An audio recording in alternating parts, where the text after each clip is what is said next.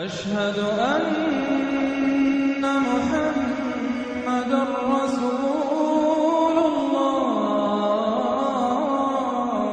मगर देश का फाइनेंस मिनिस्टर 9,000 करोड़ रुपए के चोर को भगा देता है तो कुछ नहीं होता।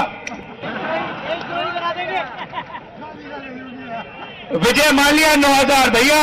नीरव मोदी 35,000 करोड़ रुपए लेकर भागता है। दावा है कि हरिद्वार के कार्यक्रम में आरएसएस प्रमुख मोहन भागवत ने अहम बयान दिया। हरिद्वार रियाज करेंगे तो स्वामी विवेकानंद और महर्षि अरविंद के सपनों का अखंड भारत 10 से 15 साल में ही बन जाएगा। इसे कोई रोकने वाला नहीं है और इसके रास्ते में जो आएंगे वो मिट जाएंगे। स्कूलों को बंद कर रहे हैं आप और जगह जगह आप शराब के ठेके खोल रहे हैं। आप तो मदरसा को बंद करवाने आए थे ना, तो आप मदरसा बंद करते करते आप ये स्कूल को बंद करने लगे। मुसलमानों को टाइट करते करते आप पूरे उत्तर प्रदेश के लोगों को टाइट करने लगे। ये बेशर्मी की हद होती जा रही है। यूपी के वो 5,000 स्कूल हैं जिन पर तालाबंदी का खतरा मंडरा था। करीब 5,000 प्राइमरी स्कूल बंद हो जाएंगे, जिसका सीधा असर बच्चों की शिक्षा पर होगा। सरकार ने वित्तीय वर्ष 2025-26 के लिए 27,308 से ज्यादा शराब की दुकानों को लाइसेंस दिए। कोई नहीं कहेगा कि भगवा कलर का अपमान हो रहा है, क्योंकि इस मूवी में शाहरुख खान नहीं है ना। क्योंकि इस बार ये अंबर खुद मजा ले रहे हैं।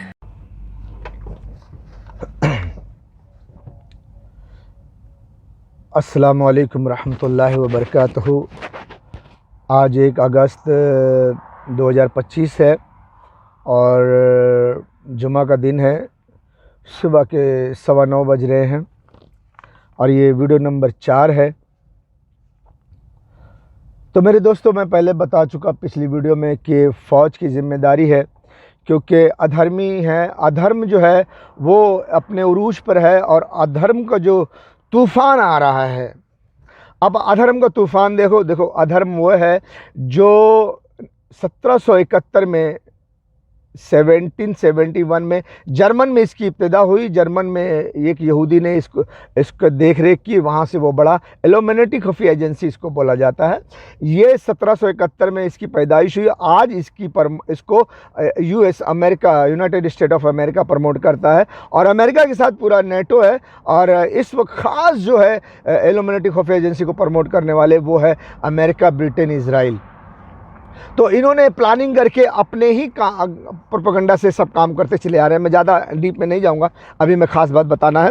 तो ये इल्यूमिनेटी खुफिया एजेंसी को प्रमोट करते हैं और इनका फ़र्ज़ है, इनका कानून है कि सारे पवित्र लोगों से जंग लड़ो, धर्म मज़हब सब ख़त्म करो और दुनिया भर की औरतों को ले जाके बाज़ार में बिठा दो और उनकी इज़्ज़त से खेलो, शराब और अय्याशी की ज़िंदगी ऐश करो। तो ये हिंदुस्तान को भी इस्तेमाल कर रहे हैं और हिंदुस्तान के प्रधानमंत्री नरेंद्र मोदी को पैसा उन्होंने दिया $21 मिलियन। तो क्यों दिया? ये तो सिर्फ राज खुला है और बहुत सारे इनको पैसे आए हैं। आपने शुरू में देखा होगा पूरे अमेरिका में मोदी मोदी के नारे लग रहे थे।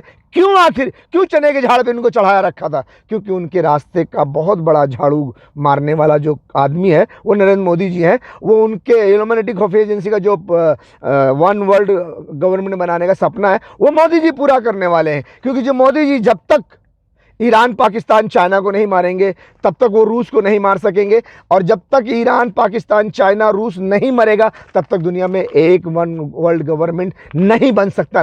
इसलिए बहुत बड़ा राज है। बहरहाल, तो मोदी जी के जरिए हिंदुस्तान का पूरा पैसा लूट रहे हैं, खजाने को बर्बाद कर रहे हैं। मैंने पिछली वीडियो में बताया 9,000 करोड़ रुपया, 35,000 करोड़ रुपया और 16 लाख करोड़ अमीरों का कर्जा माफ़ कर दिए और क्या कहते हैं कि 8,08,736 करोड़ दे दिए बजट में यूपी के सरकार को। वहाँ वो अधर्मी वाले खाएंगे पिएंगे ऐश करेंगे, काम क्या करेंगे? कुछ नहीं है। सब गरीबों का घर तोड़ रहे हैं। गरीबों को कौन दोगे?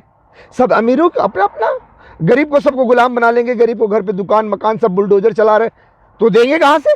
क्या बनाएंगे? गरीब क्या करेगा? सिर्फ गुलामी करेगा। उनकी बहन बेटियों को पकड़ के सिर्फ उनके साथ शराब और अय्याशी की ज़िंदगी जी जाएगी। बहरहाल, धन लूटा जाएगा, धन लूट लिया जाएगा।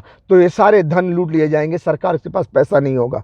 सरकार के पास पैसा नहीं होगा। पाकिस्तान हमला करेगा तो उसको जवाब देने के लिए जवाब देने के लिए, उससे मुकाबला करने के लिए फौज के पास पैसा नहीं होगा, फौज मरेगी। मजबूरन क्या करेगी फौज? सरकार के खजाने में पैसा नहीं है तो बैंक में जितना अकाउंट में जिसके जितना भी पैसा होगा सब वो निकालेगी और जंग लड़ेगी। जो शातिर लोग होंगे पहले से अपने अकाउंट से पैसा निकाल लेंगे। बैंक वाले भी अकल आ जाएगी, बोलेंगे यार फौज लूट रही है, अपने अपने पैसे लेके जा रहे हैं, हम बैंक खोल के क्या फायदा। वो भी जितना लूट सकेंगे लूट लेंगे, बैंक बंद। अगले पॉइंट की, इंटरनेट की मायावी दुनिया हमेशा के लिए समाप्त हो जाएगी। तब कलयुग का मनुष्य ऐसी परिस्थितियों से गुजरेगा जहां रोजमर्रा की वस्तुओं को खरीदने के लिए भी धनराशि नहीं होगी। देश के राजा सभी धनवान लोगों की धनराशि को अपने अधीन कर लेंगे। सभी बैंक खाते हमेशा के लिए समाप्त हो जाएंगे। तब एक निर्धन और धनवान व्यक्ति में कोई अंतर नहीं रहेगा। दोस्तों, जिस प्रकार से युद्ध प्रारंभ होंगे देश विदेशों में, तब उस समय हमारी सेना को हमारे ही धन की आवश्यकता होगी अपने असले के लिए, अपनी रोजमर्रा की चीजों के लिए। तो आप स्वयं सोच सकते हैं कि हमारे द्वारा एकत्रित किए हुए धन को स्वयं सेना अपने लिए इस्तेमाल करेगी। ये देख लीजिए, भविष्य मालिका की कि बैंक बंद हो जाएगी, लोग लाइन में खड़े हैं, मैं आपको सब दिखाऊंगा, ठीक है। भविष्य मालिका की है तो आप भारत का खजाना लुटा करके लोगों के घरों पे बुलडोजर चला के कहां जा रहे हो? आप उसी तरफ जा रहे हो। श्रीमद् भगवत पुराण, भविष्य पुराण और गरुड़ पुराण में जो लिखा हुआ है, मैं उसके ज़रिए से, और भविष्य मालिका के में जो लिखा हुआ है भविष्यवाणी के तौर पर, उसके ज़रिए से मैं आपको आगाह करना चाहता हूँ, मैं कोट करना चाहता हूँ कि ये जो है वो कहा गया इन किताबों में कि अधर्म का एक तूफान आ रहा है, अधर्म का एक तूफान आ रहा है, उसको कोई नहीं रोक सकता। बड़े बड़े लोग धराशायी हो जाएंगे, खत्म हो जाएंगे, मिट जाएंगे, लेकिन अधर्म का जो तूफान आ रहा है उसको कोई अमीर नहीं रोक पाएगा, कोई ताकतवर इंसान नहीं रोक पाएगा। मेरे दोस्तों अधर्म का तूफान आ रहा है, और अधर्म का तूफान आज से नहीं है, साल भर पहले से नहीं है, हिंदुस्तान से नहीं है। मैं जो कहानी आपको बताने बैठा हूं, गरुड़ पुराण, भविष्य पुराण और श्रीमद् भागवत पुराण और भविष्य मालिका की, इसका ताल्लुक सिर्फ हिंदुस्तान से नहीं है, दुनिया भर से है। समझ आई बात? आप ये मत सोचिए कि आप हिंदू हो और आपकी ये हिंदू सनातन धर्म की किताब है तो इसका ताल्लुक सिर्फ हिंदुस्तान से है, ना, इसका ताल्लुक सारी दुनिया से है। इसमें जो लिखा है, जो कुछ है, वो किसी एक पर लागू नहीं है, वो सारी दुनिया के लोगों पर लागू है। तो मैं आपको समझाना चाहता हूं कि अधर्म का तूफान आ रहा है, और आपको तो पता ही नहीं कि अधर्म क्या है, अधर्म का तूफान आ रहा है, कहां से आ रहा है, कैसे आ रहा है। मैं आपको थोड़ा सा स्टार्टिंग से बताता हूं कि अधर्म का तूफान बहुत तेजी से आ रहा है, इसका मुकाबला करना बहुत मुश्किल है, और अधर्म का तूफान बहुत जबरदस्त आएगा, बहुत तूफानी अधर्म का तूफान होगा, बहुत ताकतवर तूफान होगा, और उसके रास्ते में जो आएगा वो उसे बहा ले जाएगा, उखाड़ ले जाएगा। इस तरह की बात इन तीनों किताबों में लिखी हुई है, जो गरुड़ पुराण है, भविष्य पुराण है और श्रीमद् भागवत पुराण है। मैं आपको दिखाऊंगा एक के बाद एक, आप उसे देखना और सुनना और समझना। आपकी किताब में जो कुछ है वो मैं आपको दिखाऊंगा, और जो कुछ दुनिया में मैं आपको बता रहा हूं, इशारा कर रहा हूं, आप उस पर गौर करना, तो आपको पता चलेगा कि हाँ, अधर्म का तूफान है, और अधर्म का तूफान जो आ रहा है उसके सामने कौन सीना तान के खड़ा हो सकता है, वो भी आपके सनातन धर्म की किताब में लिखा हुआ है, हम आपको बताएंगे। तो अधर्म का तूफान लाने वाले जो हैं वो इल्यूमिनेटी खुफिया एजेंसी के लोग हैं। मैं पहले भी कह चुका हूं कि 1771 में जो जर्मन में इल्यूमिनेटी खुफिया एजेंसी की इब्तिदा हुई, 1 मई को, वो अधर्म है, उन्होंने वहाँ से शुरू किया कि हम दुनिया भर में अधर्म का कानून लागू करेंगे, धर्म मजहब सब खत्म कर देंगे, ना यहूदी का धर्म, ना ईसाई का धर्म, ना मुसलमान का इस्लाम, ना तो हिंदू का धर्म, किसी का धर्म नहीं। एक दुनिया में एक सरकार होगी और उसी की हुकूमत चलेगी और सारे लोग अधर्मी होंगे और सब के सब शराब और अय्याशी की जिंदगी जिएंगे, लोगों को गुलाम बना लिया जाएगा। वो जो अधर्म के सरकार में होंगे वो बड़े पैमाने पर शराब और अय्याशी की ऐश की जिंदगी जिएंगे और बाकी लोगों को गुलाम बनाया जाएगा। यहां तक कि जो गुलाम होंगे दुनिया के सारे मुल्क के लोग, वो ना अपनी मर्जी से पढ़ लिख सकते हैं, ना अपनी मर्जी से शादी कर सकते हैं, ना उनके पास जमीन जायदाद, ना महल होगा, कुछ भी नहीं होगा। आप सिर्फ नौकरी करो, लेबर बनो, लेबर कैंप में रहो और कंटेनर में जो कैंटीन में जो खाना पकेगा वो खाओ और गुलामी करो, नौकरी करो। जिस्मानी ख्वाहिश के लिए जगह जगह बाजार होगी, दुनिया भर की औरतों को लाके बाजार में बांध दिया जाएगा, वहां जाकर अय्याशी करो, शराब पियो, जो कुछ तुम्हारी कमाई है, जो कुछ तनख्वाह है, तुम्हें क्या काम करना है क्या नहीं करना है वही डिसाइड करेंगे, कितनी तनख्वाह देंगे वही डिसाइड करेंगे। ये अधर्म का कानून होगा और दुनिया भर की औरतों को कैद कर लिया जाएगा और जगह जगह बाजार होगी, वहां पर औरतें होंगी, जाओ उनके साथ अय्याशी करो, कोई धार्मिक शादी ब्याह नहीं होगा। बात समझ में आई? ये है अधर्म का तूफान, दुनिया भर की औरतों को बाजार में बिठाने का अधर्मी तूफान। अधर्मी तूफान आ रहा है, होशियार हो जाओ। अब सबसे बड़ा जो रुकावट है, सबसे बड़ी जो रुकावट है वो अभी ये हिंदुस्तान, पाकिस्तान, ईरान के मसले में रुकावट पड़ गई है। ये अधर्मी तूफान 9/11 से शुरू हुआ है। उसके बाद देखोगे वो एक मुल्क के बाद एक मुल्क कोई ना कोई बहाना बता के सारी दुनिया के मुसलमानों को मारते आए।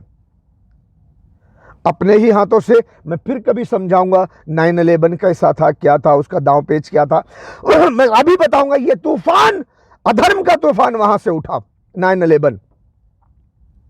अपने ही मुल्क की बिल्डिंग को गिरा करके उन्होंने अफगानिस्तान पे हमला किया, तबाह कर दिया, इराक पे हमला किया, तबाह कर दिया। उसके बाद वो तूफान बढ़ते गया, अल्जीरिया, लीबिया, सीरिया, लेबनान, गजा, यमन, अब ईरान। देख रहे हो, सब देख रहे हो। अब यहां मामला अटक गया है, तूफान थोड़ा सा ठहर गया है। अब यहां साजिश की जा रही कि तूफान जो ठहरा हुआ है इसको कैसे आगे बढ़ाया जाए। ईरान को नहीं मार सक रहे, पाकिस्तान को नहीं मार सक रहे, 4 दिन की जंग की कोशिश भी कर लिए लेकिन नहीं मार सके। यह अधर्म का तूफान थोड़ा रुक गया है। अब अंदरूनी मामले में थोड़ा सा शिकंजा कसना है, थोड़ा सा मजबूत करना है खुद को। फिर से अधर्म अपना तूफानी क्या तूफानी शक्ल इख्तियार करेगा और फिर से पाकिस्तान और ईरान पर टूट पड़ेगा मौत की लहर बनकर। यह तूफान, इसका जिक्र हिंदू सनातन धर्म की किताबों में लिखा हुआ है, मैं आगे चल के बताऊंगा आपको। यह तूफान 9/11 से शुरू हुआ, 26/11 से होते हुए, बेंगलोर से होते हुए, गुजरात से होते हुए, ये उड़ी सांबा से होते हुए, यह तूफान अब आकर ठहर गया है Pakistan Iran, Pakistan Iran, Pakistan Iran. 4 दिन की जंग के बाद अधर्मियों को पता चला अब यहां थोड़ा सा एक नया मोड़ है कि जो तुम्हारा दुश्मन है अधर्मियों, वो भी कुछ कमजोर नहीं है, थोड़ा सा ताकतवर है।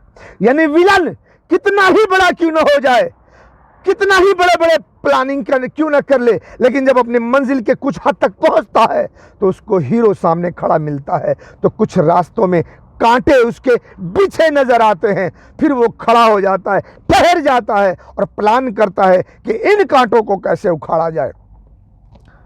तो अधर्म अपनी तूफानी शक्ल को अख्तियार कर चुका है।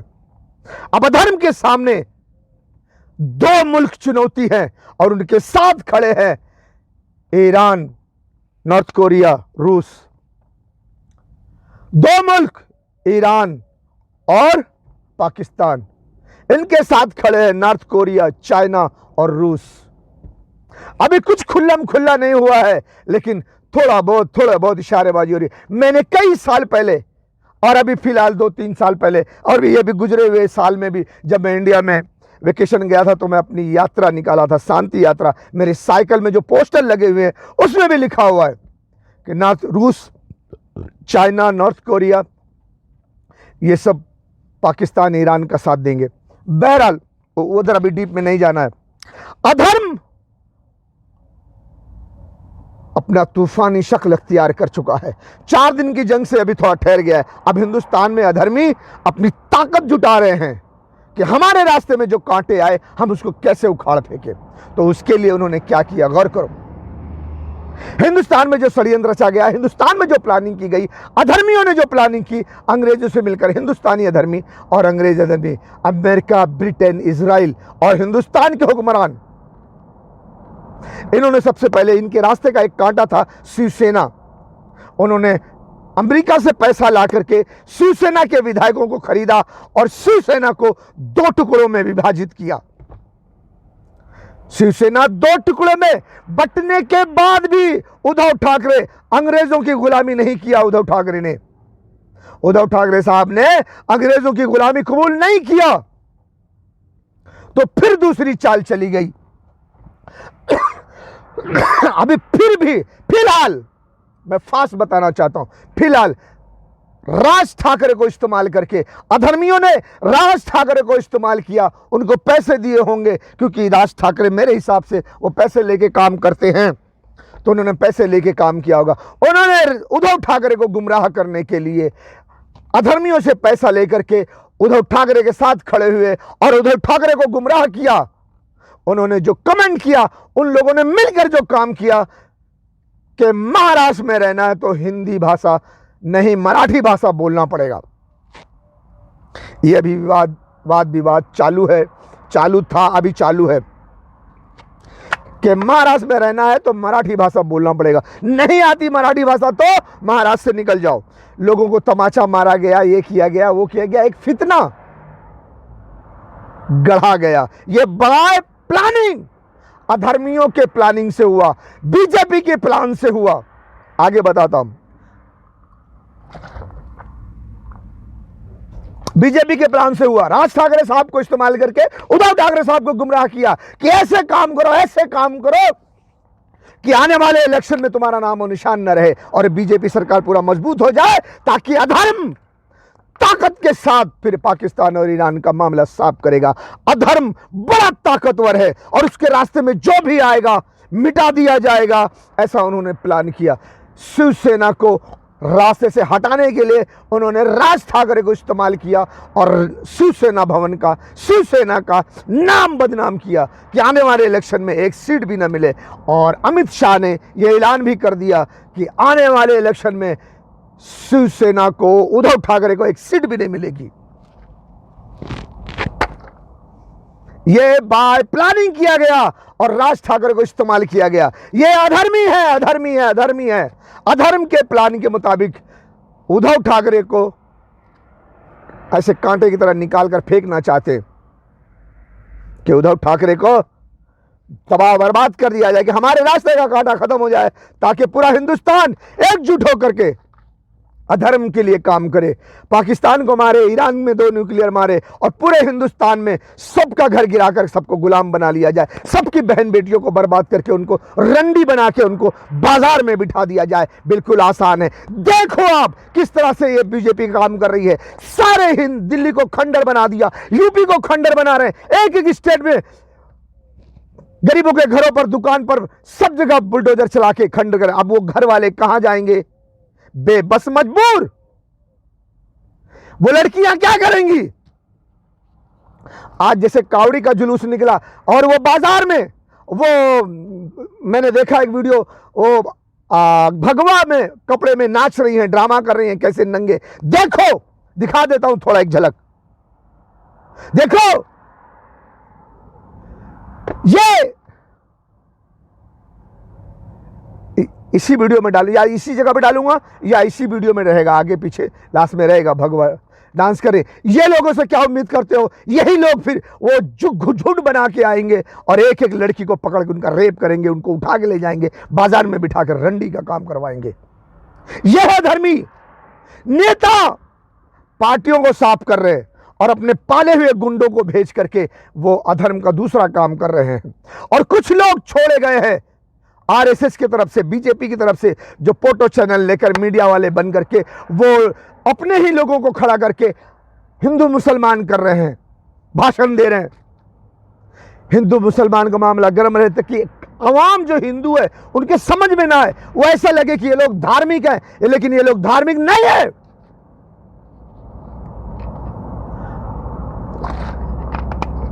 ये ताकतवर हैं, लेकिन बाय प्लानिंग ये अभी फिलहाल शिवसेना को हटा रहे हैं कि शिवसेना को एक सीट भी न मिले। एनसीपी को पहले हटा चुके हैं, कमजोर कर चुके हैं। शिवसेना भी तबाह बर्बाद हो जाएगा। पूरे महाराष्ट्र में फिर बीजेपी आएगी।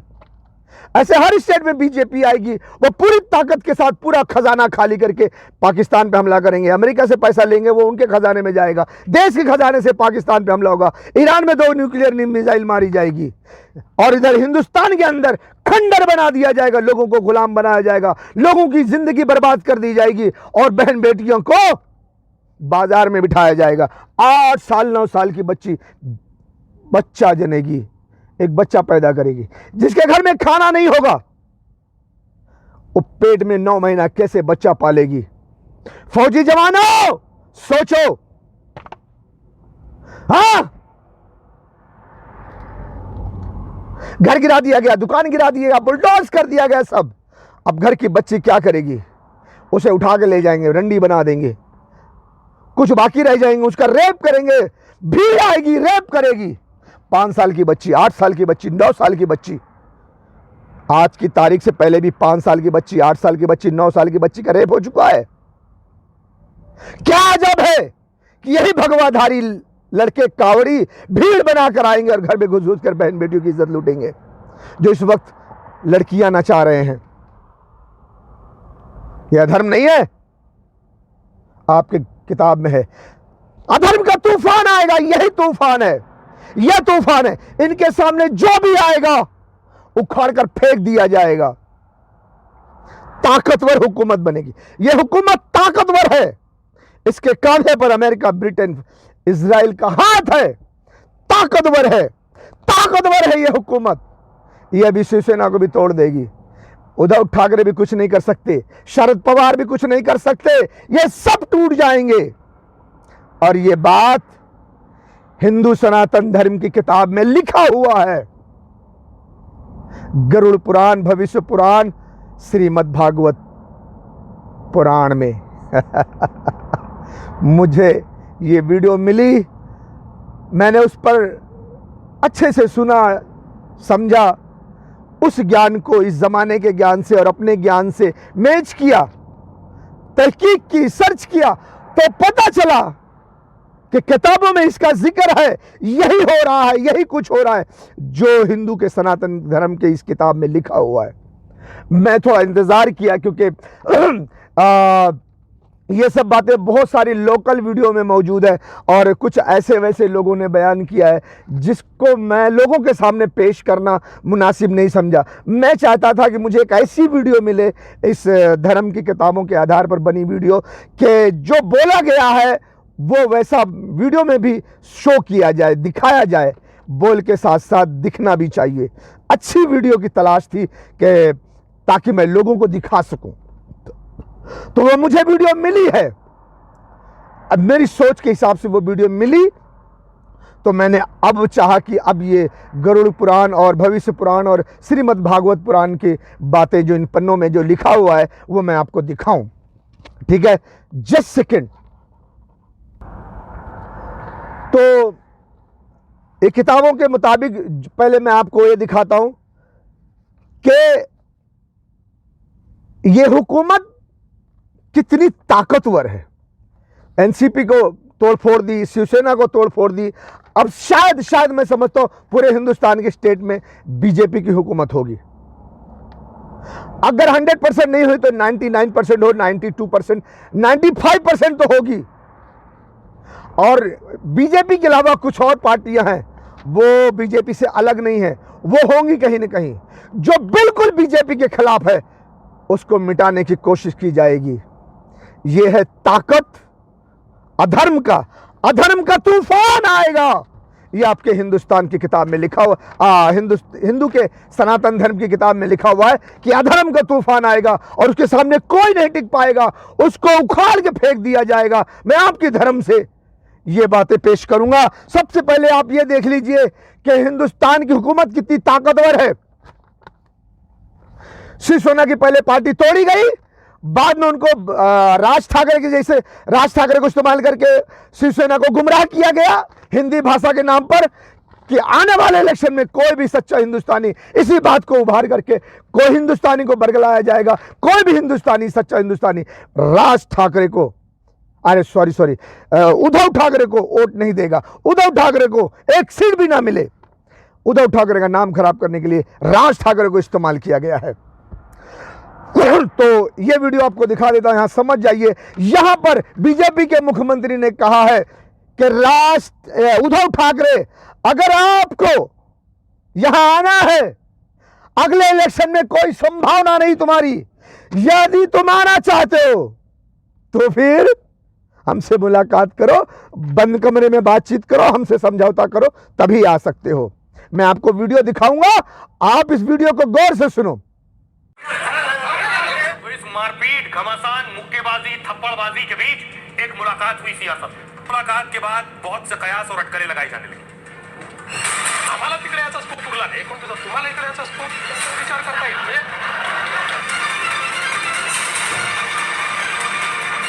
महाराष्ट्र की सियासत का पारा हाई है।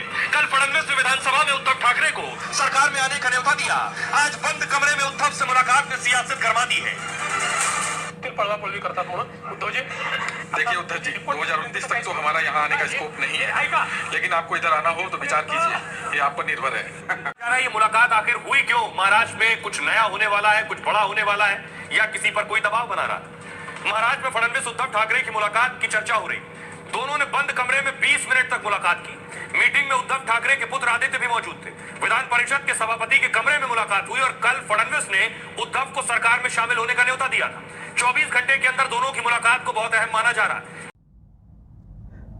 फिर आपको पता चलेगा कि एक बीजेपी शिवसेना के साथ क्या करना चाहती है। या तो हमारा कहना मानो, या तो फिर तुम्हारे महाराष्ट्र में तुम सरकार में आओ, तुम्हारी संभावना नहीं है।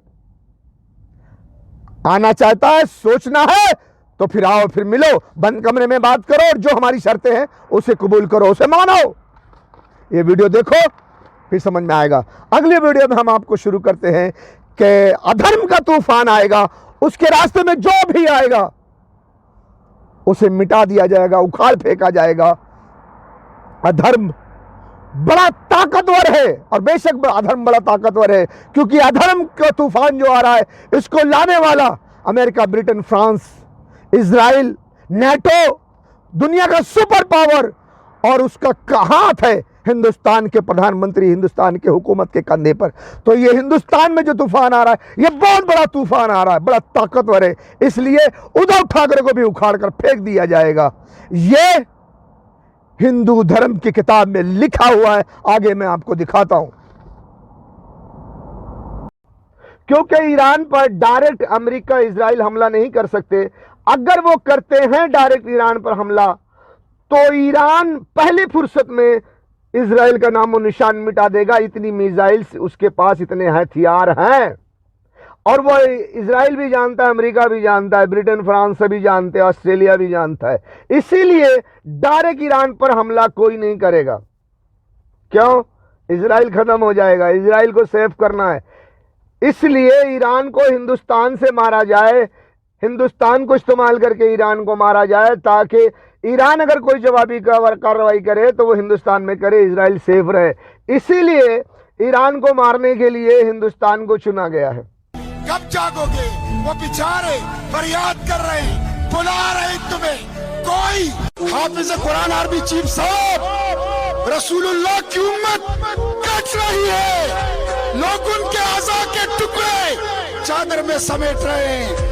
तुम अपने एटम बम और मिसाइलों के साथ तमाशा देख रहे हो। हमसे बर्दाश्त नहीं हो सकता, हम ये नहीं देख सकते, हम ये बर्दाश्त नहीं कर सकते। जुर्रत करो।